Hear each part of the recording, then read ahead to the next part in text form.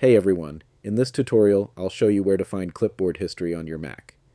Let's get started. First, it's important to know that Mac OS does not store a full clipboard history by default. It only keeps the last item you copied. To view that item, open Finder, then click on Edit in the top menu bar. Next, select Show Clipboard. A small window will appear showing the most recent item you copied.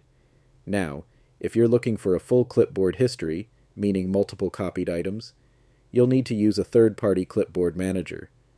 Apps like clipboard managers can save everything you copy, so you can access it later anytime. Once installed, these apps usually let you press a shortcut to open your clipboard history and quickly paste anything you've copied before. And that's it. Now you know where to find clipboard history on Mac, and why you might need an extra app to access it. If this video helped you, don't forget to like and subscribe for more simple and helpful Mac tutorials. Thanks for watching, and I'll see you in the next video.